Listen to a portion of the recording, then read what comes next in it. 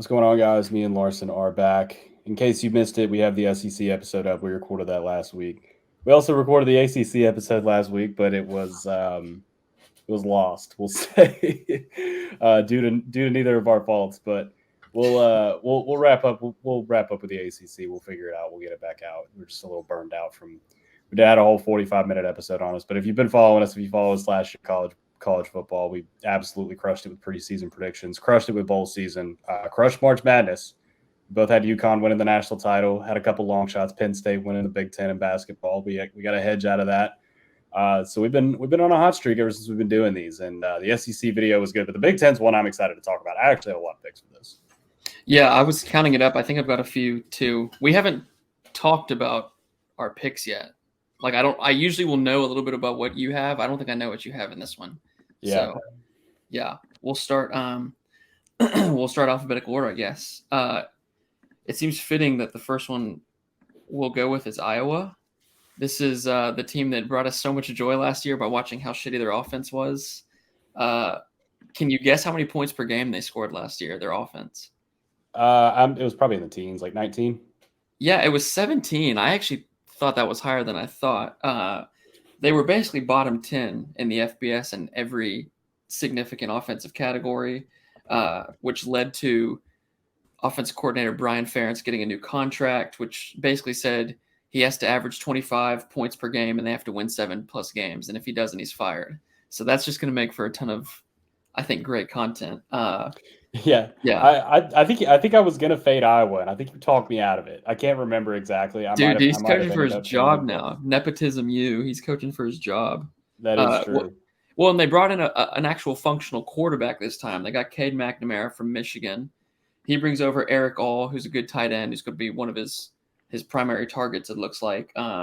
Nico Regani's back at wide receiver, which, you're a wide receiver at Iowa. It is what it is. They've got a good running back, a guy with a lot of potential, Caleb Johnson. So the offense could be better. The real weakness for them was offensive line.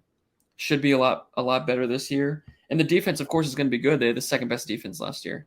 They also just have a very manageable schedule. I'm looking like Iowa State. They play week 2, but Iowa State, who knows what's going on over there?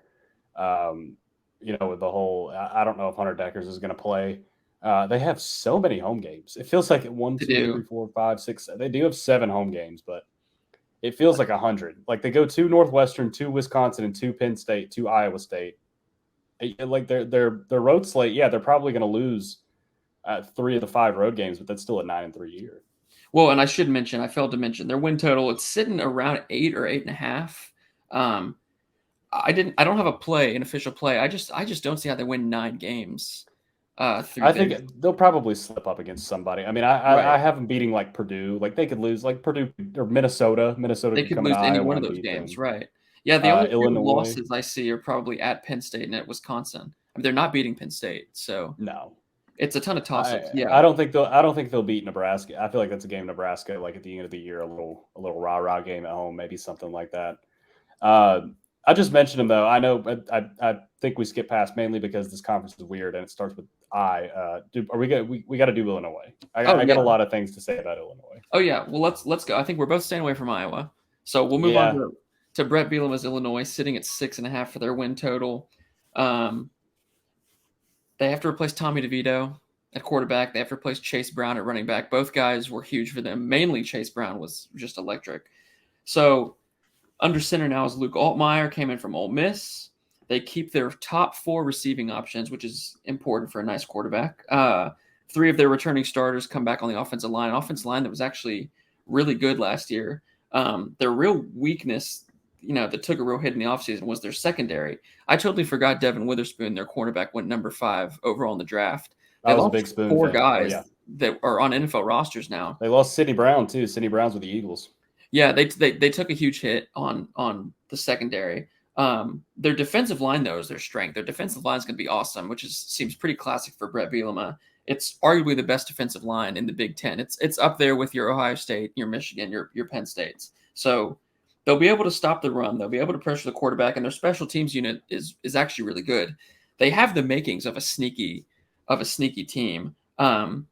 They're sitting at 6.5. We'll go over the schedule in a minute. I came away thinking if this is at 6, I'm probably going over, but it's going to be a stay away. Yeah, me too. I have them at 7, which is way too close for comfort because I have one of those wins. I have is I believe at Iowa, excuse me, at the end of the year. They're going to be a team that's so close to that 6-7 win mark. Like you said, if it's 6 and I can get the comfort of a push, I feel pretty comfortable about them winning 6. Yeah. Like Toledo at Kansas week 2, that's going to be an interesting one. I Friday think they night can win game. that That'll be game. fun. Yeah, they'll probably lose to Penn State, can beat Illinois. I think they can go to Purdue, win at Purdue. But Yeah. they got that brutal stretch, week 7 at Maryland. They get Wisconsin at home, and then they go to Minnesota. That's going to be a tough 3 games for them. That's probably going to decide this. Yeah, and there's no Ohio State or Michigan, which is nice, but there's just too many coin flips. Even week 1 they played Toledo. You would think that's an easy win. They're only favored by 9, so Yeah. it's kind of stuff like that. They're going to beat Indiana and they're going to beat Northwestern, and then it's just a I ton have a of lot to say after about that. Indiana. Just yeah, they're going to be their own mess. Yeah, I projected Illinois around 7 wins too, so ultimately it's a stay away. Me I wish too. I could get the 6, but moving on to the Hoosiers sitting at 3.5. They're one of the many teams that we're going to say in this conference is just a mess. There's just a lot of messes in the Big Ten. Look, So when your three coach and a takes half, a pay cut to keep his job, yeah, it's just take it's take so. off with your analysis on the Hoosiers here I because yeah, we're gonna do week 0 and week 1 together. I've already taken Ohio State minus 28 week 1. I think that's going to be a bloodbath. And I've taken a lot of big spreads week 1 just as a preview. We'll talk about them later. I took Penn State against West Virginia. I took Tennessee against actual Virginia. And I took TCU. I'm just fading these really bad teams early in the season and hoping they get blown out because I think all 3 of those teams are going to be awful. Indiana might be the worst one out of the bunch. Tom Allen, I like the guy. No shot he's making it out of this season. I don't think they win more than 3 games. And also a hard schedule. They got to host Louisville. They got to go to Michigan, to Penn State. They drew Wisconsin. I think they're not even on the same side as Wisconsin. They drew Wisconsin. They got to go to Maryland, who I think is going to be a little frisky this year. We both like Maryland. It's just a tough schedule, and I just don't see them winning 4 games. I took the under on this one. yeah, it's a ton. I would have leaned. I leaned to the under. I haven't bet it yet. I agree. I think Tom Allen's probably on his last legs there. There's just a ton of games that I mark up as a loss pretty quickly. I mean, Ohio State, Louisville, at Maryland. There's 3 before your bye week, and then Michigan, Penn State, Wisconsin. You're sitting at 6. Not to mention last year. I can't remember the exact amount of wins they had last year. I think it was 3. 2 of them were extremely fluky. They beat Illinois early in the Yeah, they beat season Illinois. on Yeah, that stupid call. That was a horrible call. And then they beat Western Kentucky by 3 on another kind of just fluky ending. So this was a team that really has not gotten anything rolling the last few years. They're 2-16 in Big Ten play since that really good 2020 season they had. So it's all gone downhill. I mean, I count basically 4 winnable games on the schedule, and you got to win all 4 to go over. I got them at 4. So that's the thing is, okay, Yeah. let's say you beat Indiana State, you beat Akron. Once again, I guess you got Rutgers at home. You get Michigan State at home. I don't think Michigan State's going to be great, but man, I'm more you got to optimistic. go to Illinois, to Penn State. Like, oof. Yeah, I don't see 4 wins on this schedule. I got it at 4, so I'd love it. But I'd still maybe even take 3.5. If you got it at 4, that's the money shot. I think the under. I'm not going to play under 3.5. It's probably still going to win. I'm just not going to play it. They're only looking at some graphics here. They are favored in 3 games. They're minus 22 against Indiana State, minus 10 against Akron, and then minus 3 against Rutgers. And then after that, it's basically all downhill. So, and we'll get to Rutgers. I kind of like Rutgers this year. Like, I think Rutgers will beat Indiana. I do too. I was gonna say that. Yeah, I wasn't too sure they beat Rutgers. It's a total mess. And the thing we didn't even mention is this defense is like with duct tape. New players everywhere. I don't think anybody. They might have 1 returning starter. It's a mess in Bloomington. So yeah, I'm gonna stay away. You got the under 4. I think that's a great bet if you can get under 4. Yeah, definitely. At 7.5 for their win total, Maryland. We both like Maryland, and you texted me a while ago, and you said look at Maryland because they could be 5-0 before they go to Ohio State, which I feel like happens every year. Yes. But when I looked into it, I hear what you were saying, and I liked it. And going through kind of the makeup of the team, they have Little Tagovailoa, who's been great. He's been breaking all their records. He's probably the greatest Maryland quarterback of all time, I would think, off the top of my head. His offensive line is pretty much all has to be replaced, which isn't great. And some of his wide receiver targets are gone, but the guys he loves to throw to are back. Dyches, their tight end, is good. Roman Hemby is a really good running back last year who was a true freshman. And we bet on Maryland a few times. So I remember watching Maryland. Like they have some guys. It's the defense where like defensive line that's going to be new, that's going to be tough. They have two guys at linebacker though who are legitimate studs, like transfer to SEC program studs that you might want to keep an eye on. That is going to be very helpful. Their secondary gave up a ton of huge plays through the air last year, so it's an experienced group, but they got to kind of patch that together. And believe it or not, going back to Tagovailoa, he's probably the most experienced quarterback in the Big Ten. It's a conference where I think only 3 teams return starting quarterbacks, so it's pretty new in that regard. He's going to be the most experienced out of the group because he's a senior, and it's 7.5 for your win total. I am thinking about the over there because Towson, Charlotte, Virginia, at Michigan State, Easy. Indiana are your first 5. You could definitely be 5-0 there. Now we're taking Ohio State to cover in week 5 because Ohio State always beats them by 45, but they will be 5-0. Then after that, Ohio State. After that, you get Illinois at home, and then you go to Northwestern. You got 7 wins in 9 weeks. Yeah, I think. And then so and I've talked about this game with you as well. They host Penn State the week after.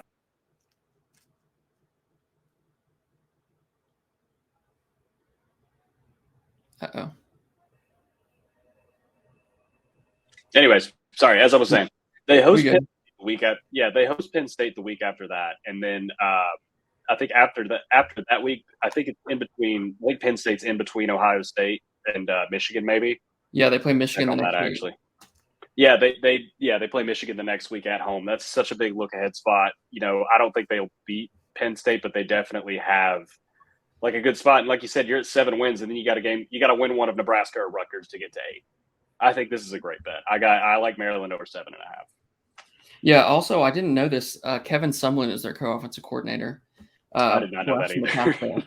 It's a pretty easy schedule to predict in terms of I wrote it down, and straight away 8 games pop up where they're going 5-3. You can mark down they're going to win that, they're going to lose that.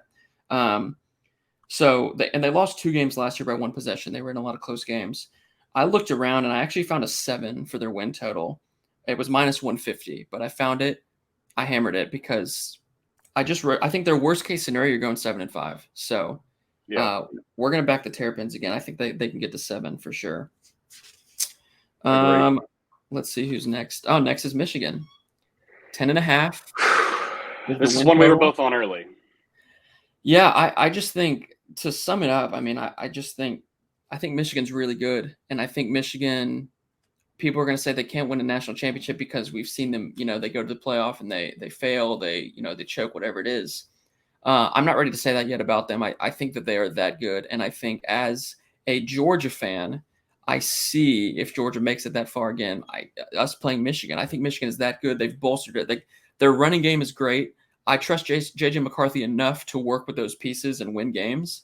Their offensive line and defensive line are absolutely elite.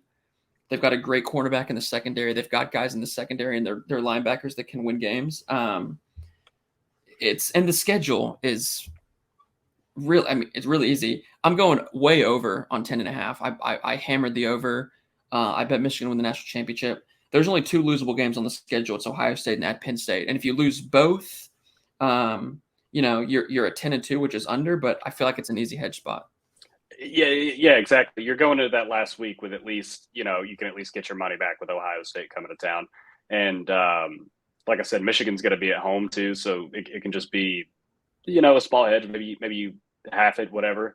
That's exactly why I love this too. Because if they beat Penn State, it's done. It's over. You got it.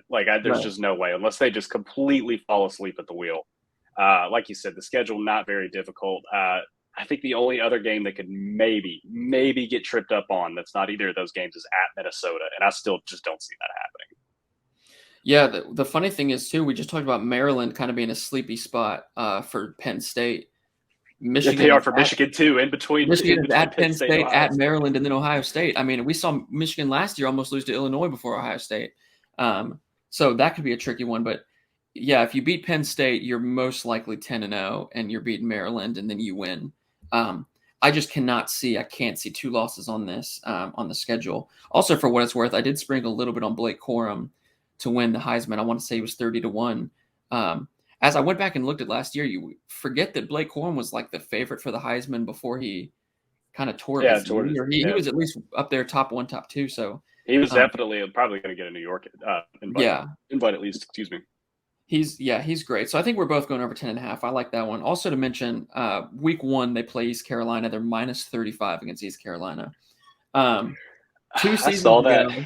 Well, so I was like, Michigan always destroys these teams, right? So 2 seasons ago, week 1, they won 50-14. And then last year, their first 3 weeks, which were against Cupcakes, final scores 51-14, 56-10, and 59-0. So I'm flirting with Michigan minus 35. I'm just going to look at it there.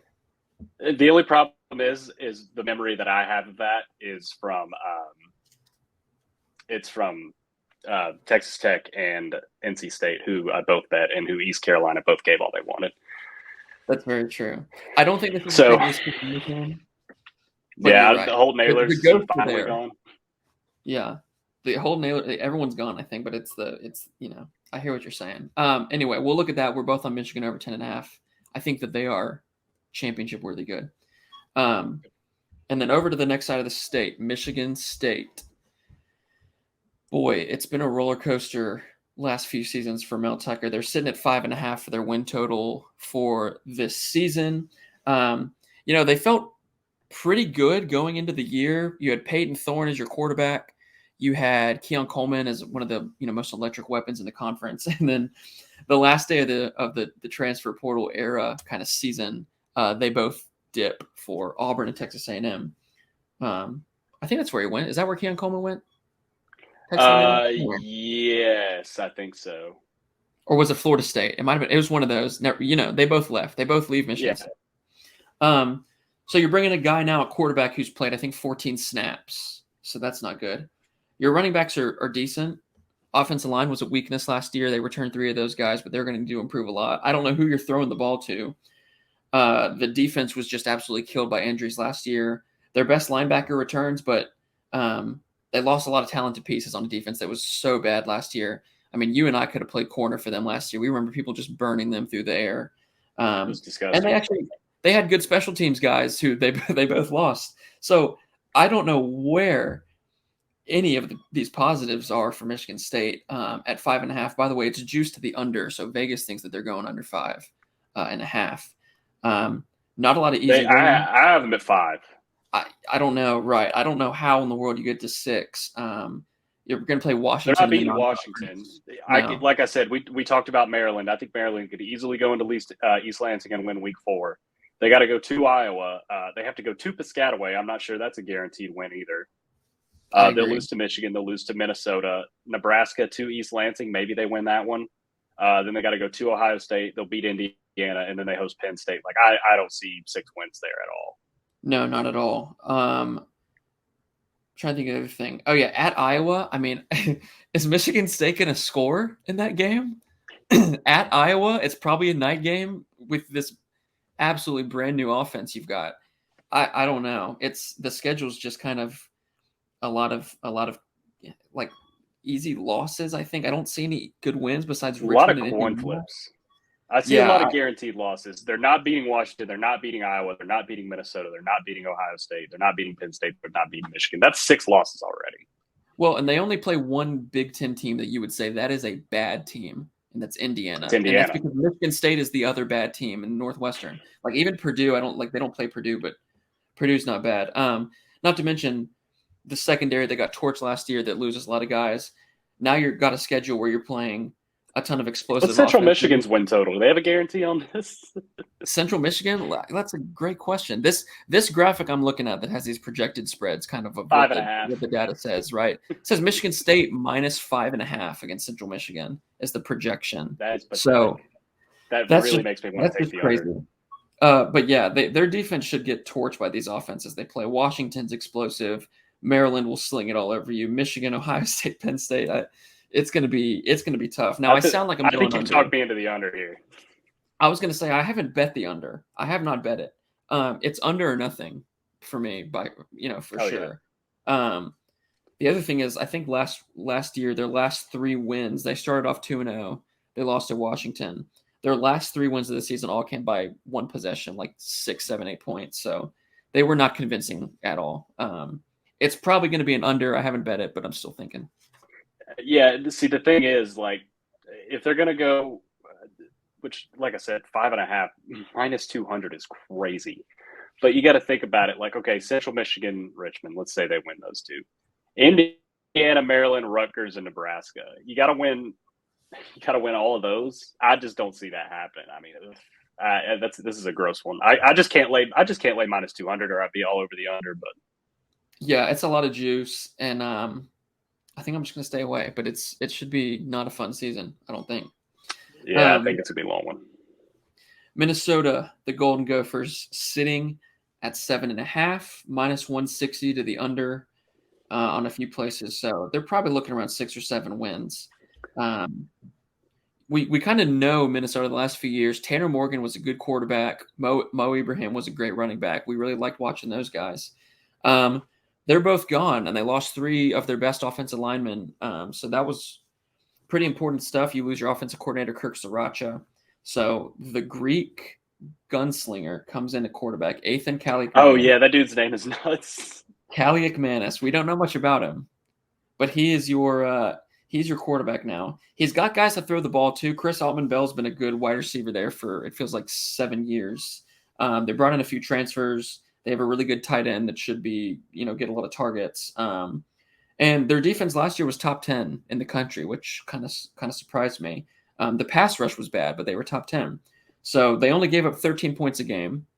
So they didn't let people score, but I don't think they scored a ton either. PJ Fleck said over the offseason that the emphasis was to get after the quarterback. So that's clearly what they're going to be trying to do. That was what they struggled with last year. It's not a great schedule. There's not a lot of easy wins, and there's honestly just a lot of like kind of shrug your shoulders games, which is ultimately why I stayed away from the 7.5. Michigan State, Illinois, at Purdue. Who could win? They're minus 7 week 1 against Nebraska. It's just a lot of stayaways for me. I have them 8, but this is also with a win at North Carolina built in, which is not a guarantee for them at all. So, yeah, like you said, there's a lot of toss-up games. I actually have them upsetting Wisconsin in the last week, too. But it's kind of like a random one because I realized at the end of the year I had Wisconsin with, like, only 1 loss. I was like, all right, well, that's not going to happen. So I threw that one in there. But even, too, like, they got to host Illinois. Just there's a lot of question marks here. I think it's a great number for them, though. I think, like, 7, 8, 7.5 right there. Yeah, there's just not enough substantial kind of evidence for me to be able to mark down these games, and so I don't know. They're going to be sitting around. They feel like a perfect 7-5 team, if I had to guess. On to Nebraska. Matt Rule was in and going to try to build his culture year 1 in Lincoln. Jeff Sims is the quarterback. He comes from Georgia Tech. He beat out Casey Thompson, who, where did he go? Casey Thompson just went Texas. He came. Well, or did he leave already? Oh, he left again. He left. I can't remember where it was. I saw it the other day. I was like, I had no idea he was there. Oh, he's a Florida Atlantic who plays somebody. That's right. At Illinois, maybe. That's right. Because Tom Herman's there. Yeah. So anyway, Jeff Sims is now your quarterback. So they want to try to huddle up more, is what was told. I read this from the the magazines, whatever. That they're going to try to control a lot of possession. So the games might be slower, might be a lot of under games. I don't know how much I trust Jeff Sims, but we'll see what he can do in a conference like that. They have 3 running backs who are pretty experienced. It's a pretty deep running back group. They've got 2 wide receiver transfers coming in, but there's not a lot of depth behind them. So the offense is just, we'll see what happens.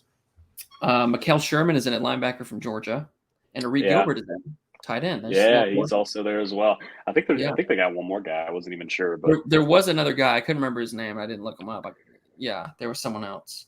I have Nebraska at a smooth 6-6, so this is definitely a stay away. That feels about right. Yeah, the win total is 6 or 6.5. I found both. They're definitely they're at Colorado in week 2, which is honestly a game Nebraska probably should win. There's 3 This easy game they wins have on to here. win.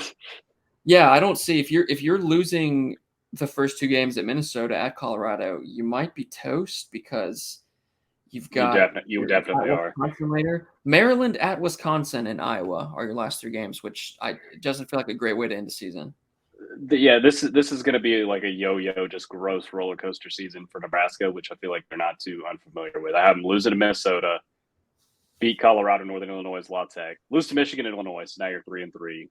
Beat Northwestern, lose to Purdue, lose to Michigan State, beat Maryland, lose to Wisconsin, beat Iowa, like just back and forth, and you end up at 6-6. Like it's just kind of how it feels like it's going to go, and that's like an improvement for them this year. So well, and the other thing is everyone's talking about it, which is it's at this point, like you just have to mention it, that Matt Rule, he comes into these Temple and Baylor in year 1, they're just horrible, but he's about, I'm going to implement my system, I'm going to get this culture, we're going to lay a foundation, and then we'll go from there. But year 1 we're going to suck, and we just got to let it happen, and we'll be fine. So hopefully Nebraska fans are patient, because I would trust Matt Rule for sure. Year 1, he's usually pretty bad. I would bank on them, being around 6-6 for sure. So nothing for me there. yeah, I'm off this one too. On to the next one. You have something for this. I do not. Northwestern sitting at I found a 3. I found a 2.5. I got him at 3.5. Like I said, I don't know if my book was asleep at the wheel when all this Pat Fitzgerald stuff was coming out. That was the first thing I did. They seem to be rallying around him. I don't know how well that's going to work out for them, considering he's not coming back. Like, we're talking about Northwestern here, people. Like, they already were not going to be a good football team. The only real situation you have to worry about is them, like live dog playing for our coach. But I feel like you have to have talent for that to work. You know what I'm saying? Like, they're just not good. Like, they were never good. This is not going to unlock something. This is not going to make them a better football team. Like, they're just bad. Like, at the end of the day, they're just bad. They're going to go to Rutgers week 1. I don't think they're going to win. They'll play UTEP. I guess they'll beat UTEP. They're not beating Duke at Duke. And then they'll beat Howard. And other than that, they're going to get ragdolled by everybody else. I think so too. The only positive I can think of is the players advocated for who they wanted to be the new coach, and that's who they got. So there could be a sense of he's been there for what, like 3 months? He just got there, right? So it's kind of at least you get your guy, but yeah, I don't see. I mean, this is an offense that was horrible last year. Both of the guys that they're fighting with the quarterback, so like Ryan Helinski and Brendan Sullivan, both struggled with injuries so much last year. They're both coming off surgery. Offensive line is a huge question mark. They have one guy who was a starter last year. He's coming back, and he's coming off season-ending surgery. They lose all the guys that caught passes. Defense was awful. Special teams horrible. They lost Skoronski in the draft at offensive line. So I don't really know who's even on this team. I don't. And like I said, I got the hook on this too. Like even 3, I would probably take it at 3. I got 3.5. They're not winning 4 games. I'll put my life on that. They're not winning 4 games. Well, and so in last year too, we said this team is bad. There are no easy wins. Duke is not an easy win. Southern Illinois and Miami, Ohio could both be losses reasonably. And what happened? They lost to Southern Illinois and Miami, Ohio. Their only win last year was that weird week 0-1 in Ireland against Nebraska. That made me so bad. Comical. I swore I would never bet on Nebraska again after that game. I was so bad. Other than Howard, like even UTEP, I don't really know anything about UTEP. I just feel like UTEP can beat Northwestern. Yeah, exactly. Fun fact: when I was prepping for our UTSA stuff, I was looking at UTEP. And I was like, what does Larsen see in these guys? So I actually have looked at UTEP a little bit. But they almost made a bowl last year. And, Northwestern didn't. They can beat, they can beat Northwestern. I'm going to look up actually on this site and see what the projected spread is for that. There's one easy win on the schedule. You lost a lot of close games last year. I guess that's good. It's their schedule's also not doing them any favors. I mean, they did miss. I don't think they get Michigan or Ohio State, but it doesn't matter at this point. They still got Maryland, Iowa, at Wisconsin, Purdue, and Illinois. And Penn State. This has Northwestern projected -10 against UTEP.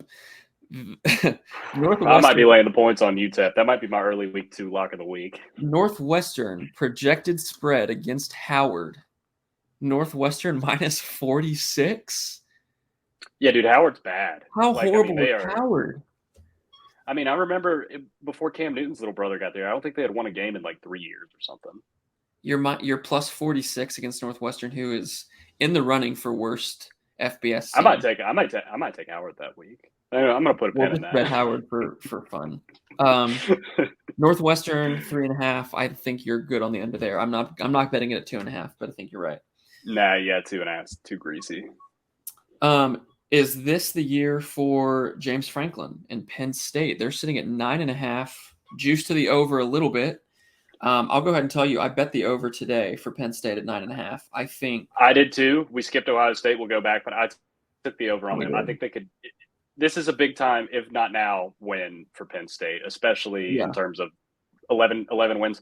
I think they go to Ohio State. I could see them losing that game. But there's a world where Penn State goes 12-0 because they get Michigan at home. If Ohio State is not, the Ohio State of the years past, this is a manageable schedule.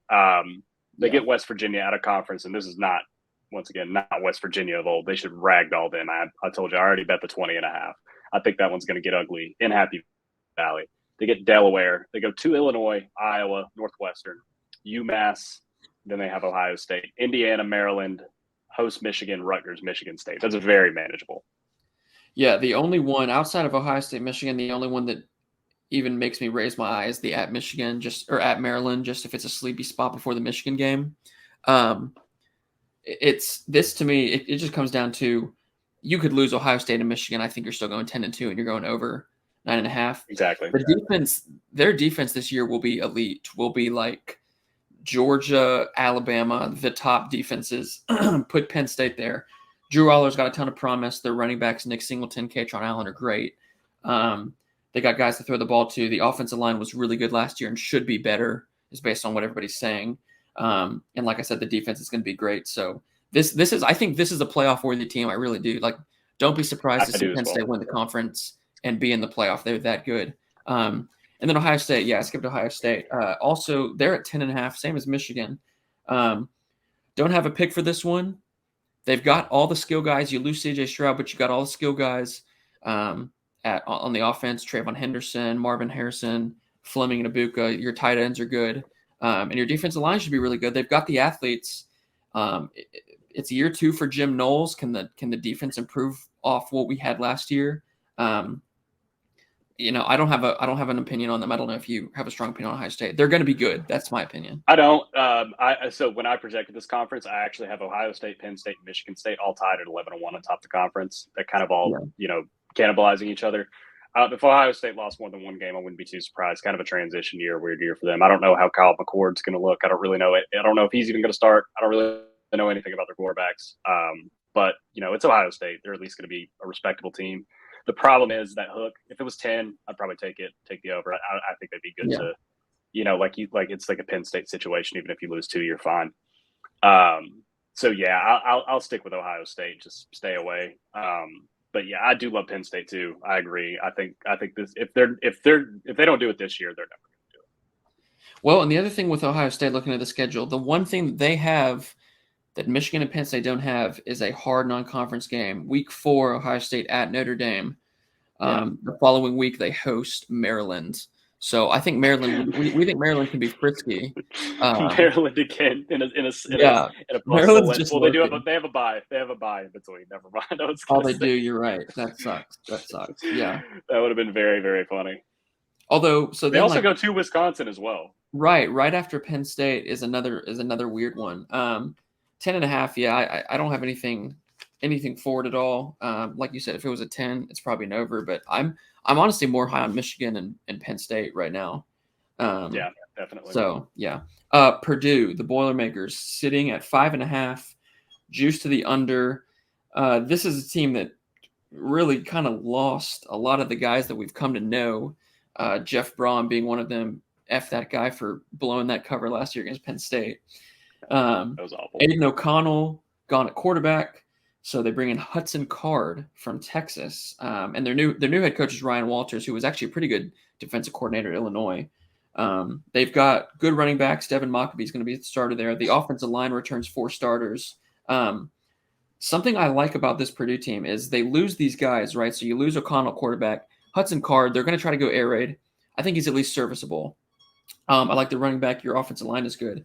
And then they lose Charlie Jones, who was that really good wide receiver they had that always was making big plays for them. But they win the portal. They got some decent wide receivers. TJ Sheffield's a guy that's been there for a long time.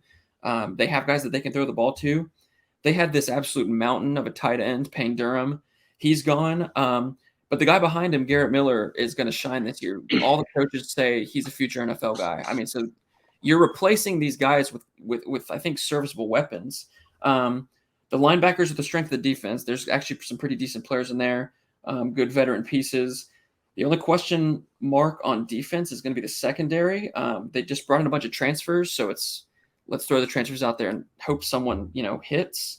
But the defense is full of seniors. You look at the defense; it's senior, junior, senior. It's a ton of experience. And then this new head coach, new quarterback, new offensive coordinator, Graham Harrell. They're going to come in. They're going to try to go air raid. So it's going to be a little bit of a change. And then I looked at the schedule. It could be better. Yeah. Worse at 5.5. Yeah. So I don't know. I ended up going away with. I didn't want to play on 5.5 because Fresno State to start the year. Then you're at Virginia Tech, and then you play Syracuse. You should beat. I think you're going to beat Fresno and Virginia Tech. You should at least, but it's weird. That's what I'm saying. Game. Yeah, I have them at 7-5. I weirdly have them at 7-5. Here's how I have it laid out. Okay, beat Fresno State. You beat Virginia Tech. Say you beat Syracuse at home. I have them losing the next 4, and then after that, you can beat Nebraska, lose to Michigan, can beat Minnesota at home. Maybe that's a toss up. And then you got Purdue and Northwestern. Yeah, I think this like the schedule tells me it's going to be over. I don't know what I'm missing here. But the fact that I'm over by a game makes me nervous. No, I think you're right because the first time I did that, I kind of came away with the same thing. Those first 3 non-conference games, though, they just scared me a little bit because you could lose 2 of those. My play for Purdue was I ended up going to on DraftKings. Their conference wins was at 3.5, and I took them over at -110. It was basically split, -110, -110. So they got to go 4-5. In the Big Ten. Take out those first 3 non-conference games. Anything could happen. You could go 1-2 in those. You could go 3-0, whatever it is. Like you said, they'll lose to Wisconsin. They'll lose at Iowa, and they'll lose to Ohio State. You can beat Illinois, and then Nebraska, Minnesota, Northwestern, Indiana should be wins. The thing is, I think Illinois, Nebraska, and Minnesota are your hinge games, and you'll give them the automatic losses. But between Northwestern, Indiana, Minnesota, Nebraska, Iowa, and Illinois. Those are 6 games. I think you can win 4 of those if you're Purdue. I just like kind of the guys that they have. I like that everything they lost that's important, they replaced with something that is pretty serviceable that could be just as good in the future. I think they can win again. I agree too, but what's making me nervous is the over 5.5 is plus odds too. Like I just don't know what I'm missing here. Sometimes you let it ride. I don't know. I don't know, man. I kind of want to, but I could also see myself like I could just sit like Syracuse comes in and just beats them by 30, and I'm like, all right, this is what I was missing. Like I don't know, but like this schedule, Virginia Tech's awful. I know it's in Blacksburg. They should beat Virginia Tech. They're awful. And they should beat Fresno. I mean, the Fresno line is weird. They're only -5. Purdue is, but it's weird. You should still win that game. You're at home. That's that. I just couldn't. The non-conference games scared me away. I'm going to be a coward. I'm going to be a coward. You could put a pin in this. We'll come back to this. I have them at 7-5, but I'm not standing on that at all. I'm not taking the over. It's a stay away, but I do like your pick for the conference games at least. Yeah, give me 4 Big Ten wins. I think Purdue can do that. So Rutgers. The fighting Greg Schiano's, baby. Let's talk about them. It's funny as I looked. I usually look at like 3 or 4 books and kind of find what's the consensus for the win total. DraftKings didn't have Rutgers because they're a New Jersey school, but I found 3 different win totals for Rutgers. I found a 3.5, a 4, and a 4.5. I think I haven't bet it. I think my play is going to be an over 3.5. It's juiced. It's -185, which sucks, but I think it's a winner. I took it as well. This is the Vanderbilt bet. This is the way. It is. You're betting on Vanderbilt, and I think we both think that they're going to beat Northwestern week 1. I cannot imagine Northwestern winning, but I couldn't imagine Northwestern winning week 1 last year, and they did. So you never know. Temple and Virginia Tech. Weird that Virginia Tech plays 2 Big Ten teams back to back. Whatever. But Rutgers, you could be 3-0. You go to Michigan, you'll get killed. But then you play Wagner. You could be 4-1 going to Wisconsin. And even after that, you host Michigan State and go to Indiana. You could be, 6-2? Yeah. So that's all before week 8, baby. After that, that bet is over unless you have a miracle against Maryland at the last week or something. But yes, that's what I'm saying. This feels very safe to me. Yeah. Well, and before people start thinking like this is Rutgers sucks, which they do. They've been traditionally a very bad program, obviously. They bring in Kurt Soraka, who left Minnesota, but Kurt Soraka, likes to run the ball. We're gonna be run first, and then my quarterback's gonna get some opportunities. And the defense last year for Rutgers was actually pretty solid. The only problem was that the offense sucked so bad. The defense was always on the field. The defense got tired. They wore out in the second half of games. So you've got a defense that's got guys on it, a defense that can get stops. And Kirk Soraka's going to come in. They're going to run the ball. They've got Samuel Brown, who's a really tough running back. All the coaches were raving about him. They really like this guy. They think he's improved a lot. You're going to have a good running back, a pretty good offensive line. The quarterback, Gavin Wimsatt's unproven. He's still like, show us you can be a starting quarterback. But they say he's more relaxed. He's more confident. He's looked a little bit more accurate in the spring. All good things I like to see. If Kirk Soraka is going to come in here and they're going to run the ball, they want to huddle up. They want to control time of possession. That should give the defense at least solves the issue of the defense being tired. Can the offense just score some points? The defense is begging for help. They just need points. And I think that the team has enough talent to do that, especially at 3.5. We're not talking about 6 or 7. Win 4, and I think you can, at the worst, you can win 2 of your first 5. I think, and you're halfway there. I think it's too good to pass up. They do have a new offensive coordinator too. It's Kirk. His last Kirk Soraka from Minnesota. Yeah, it's huge. Yeah. It's a great hire.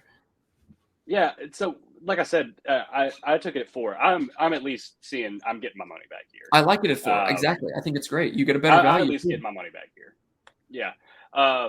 So, like I said, and like you said, even if you do slip up, you got a chance with Indiana. Some of these other really bad teams. Indiana, Michigan State, but. If you don't, that's just, if they don't slip up, that's just icing on the cake. I like this one as well. I like that we're talking about Wisconsin last too, because I think Wisconsin's definitely one of the most interesting teams in the Big Ten, at least betting. They kind of epitomize what a lot of these teams are going through, especially in the Big Ten West, which is just complete change. Wisconsin is completely new, a new identity. It's going to be a totally different look than what we're used to watching Wisconsin be, this ground and pound, 3 yards, cloud of dust kind of thing. They want to come in and air it out now. Tanner Mordecai and Luke Fickell, Phil Longo. Favorable schedule too. Nice. No Penn State, no Michigan. Yeah. And you got 3, they got upset last year against Washington State. I don't see that happening again. So you're going to have Buffalo, Wazoo, and Georgia Southern should be 3-0. Watch out for Georgia Southern. At Purdue, Nebraska, what that was all about last year. Yeah. When you have a fired coach. Yeah. At Purdue, week 4, probably a win for Wisconsin. I marked it as a win. That's that could be a tricky one though. I do have it marked as a win, but that is a tricky one. That's a very early season, like Luke Fickell, welcome to the Big Ten type of thing. But Purdue's another team that has their own challenges. I feel like Wisconsin teams in the past, right? They go off a bye, and they come back with Rutgers, Iowa, and at Illinois.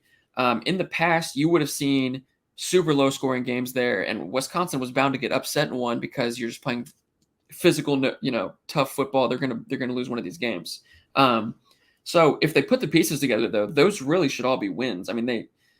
I see what you're saying about you kind of get to the end of the schedule and you're like, oh, I have Wisconsin at 10-2. Like it just kind of happens. At Minnesota could be a hard one, but really how many games? That's what I have them losing. Maybe 4. Even at Illinois, they got Nebraska at home. They're going to beat Nebraska. They're going to beat Northwestern. They're going to beat Indiana. They're not that bad. They will most likely win 2 out of Rutgers, Iowa, and at Illinois. You win 2 probably. Yeah, I'm looking at this and I see at least 7 gimme wins, and their total's at 8.5, and I can trust them to win 2 more that maybe aren't even toss-ups. Yeah, 8.5. The juice is a little bit to the over, so I'm not going to have a play on it. I think they're going to be very interesting to see how does this how does this all kind of mix together with this completely new offense? The defense is going to be good again. The defense is always good. They were a top 10 defense last year, and they return a lot of production. So it'll be interesting to see them air it out. I think the schedule's nice. I'm not going to have a pick for it, but yeah, it's going to be probably stay away from Wisconsin. But what an interesting year to see them just sling it.